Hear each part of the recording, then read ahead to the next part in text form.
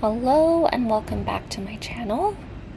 It's been a pretty long time since I've uploaded a video, so I'm not even sure where to start.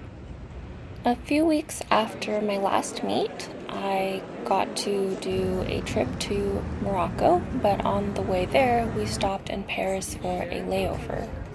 This was our first time in France ever, and it was surprisingly way better than we expected in all ways. I didn't sleep much on the flight over. I was kind of keeping myself busy checking emails that I never really get the chance to sit down and check because somehow our flight had internet included, which I've never experienced internationally. Not in Paris. This was the one restaurant that we stopped to have a meal the whole 48 hours we were in Paris because we chose the path of trying to see as much as we could and didn't really focus on the dining experience. Maybe if we go back again. The Louvre was something that we were really focused on for making sure that we could fit it into our trip. It's only open certain days of the week, so we kind of planned our trip around that museum experience.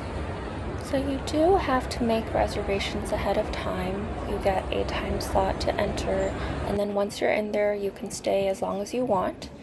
We did sign up for the family tour because it was the only tour that had spots available, but if you book it in advance, it's through the museum. It's really inexpensive, and they can focus on certain areas or show you like the highlights or the important parts of the museum because the museum is huge. You can get lost in it. We literally did get lost in it, and you could be there for many days and still not see everything. So it's good to kind of have a guide to show you the overview, and then you can decide where you want to focus for the rest of your time. It's when you go to work but you forgot to bring your laptop. This, of course, is probably the most famous piece of art, and you can go there and kind of judge for yourself what you think.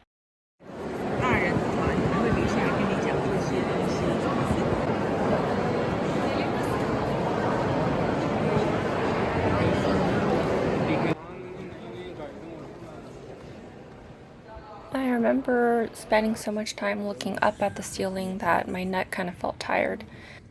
Something that's good to know is you cannot eat or drink pretty much anywhere while you're in the museum, so that's probably the limiting factor for how long we were able to stay there. Is I think we were there for at least 6 hours and we just kind of got hungry and had to tap out.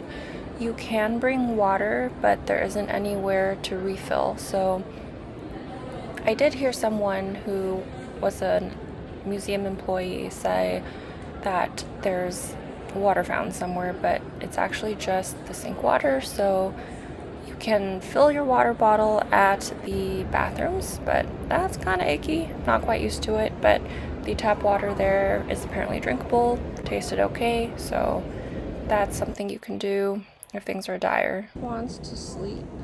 Yeah, I don't Nalaj needs a nap. I don't want to be Nalaj needs a nap.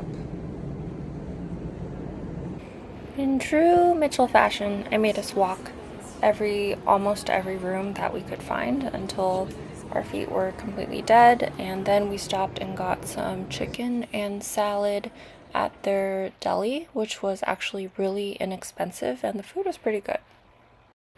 Before this trip, which was just a layover on the way to Africa, I fully did not expect to like Paris because I don't really do shopping. I don't buy any name brand items. Not interested in kind of the things that I think about or the things that come to mind when I hear Paris. So I kind of just thought it's going to be somewhere expensive. You know, I'm not into fine dining, so like we're just going to go see the sights. So I booked this photo shoot because I figure we're only ever going to see the Eiffel Tower once. I would like a good picture because it's really hard to get pictures when there's lots of tourists around and it's just the two of us, and I'm not gonna carry a tripod around, so I mainly just wanted to have some memories. And then we found out that we actually really, really like Paris and we're probably going to go back.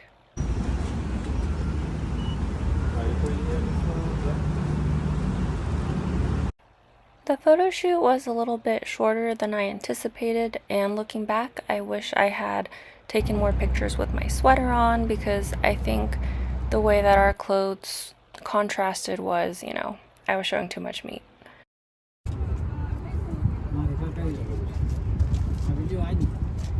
I did make a stay to watch the Eiffel Tower light up because it's really hard to actually find the time that it lights up and does the sparkly thing, but it depends on when the sun sets. So if you are visiting, I would highly recommend figuring out exactly when that is. It just goes off for a few minutes and then that's kind of it. So you wouldn't want to miss it if you're just there for a day or two. So I booked this walking tour because, again, we were kind of limited on time and we thought it'd be a great way to see a lot of the sites in just a few hours. So the walking tour was pretty comprehensive and our guide was fantastic. He brought us to some of the well-known parts of Paris that you'd probably want to see if you were a first-time visitor. There are other tours that are more like the secrets of Paris for people who've already been there before, but this was like a brief overview of the different neighborhoods and it kind of helps you figure out where you might want to revisit on your own when you have more time.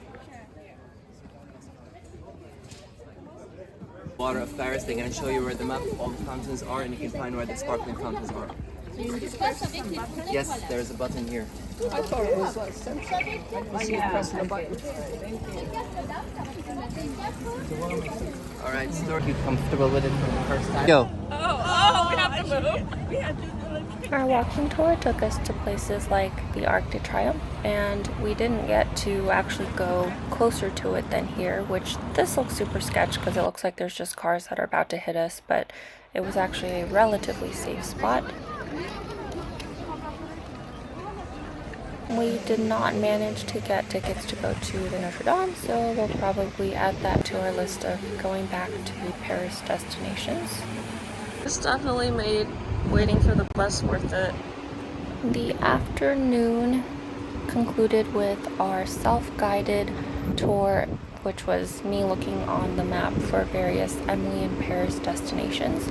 We learned that the buses are kind of unreliable time-wise. At this point, we were just kind of tired and trying to save some steps, and we had bought a pass where we could take the bus and we could take the train all day, and it was all covered. But the buses kind of came like two at the same time, and the first one didn't show up. So I think the train is a lot more reliable, and everywhere that we went was pretty navigatable by feet with a map. So definitely a place that you don't really need to taxi or Uber around. Emily's apartment is located next to Gabrielle's restaurant, which is really close to the bakery she likes to visit, so it's an easy spot to check out multiple locations.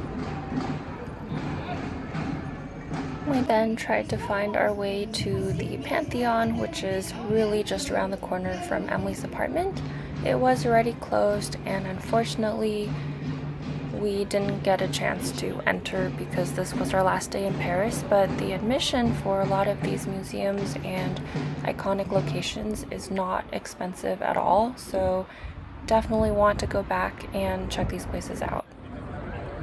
The weather in the summer was really pleasant. We went early May, the end of April, early May, so it wasn't super hot and unbearable, and definitely layers are recommended, but it was like kind of perfect weather to visit.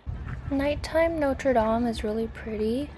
There were people who were attending I think it was a mass, so there was a lot of people coming out, but they wouldn't allow anyone to enter. The security was really stern about it, so we didn't get a chance to see the inside, but the outside was really beautiful.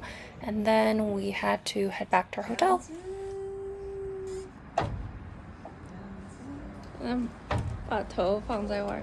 We're really happy with the neighborhood that we picked to stay at, and we'll definitely be coming back.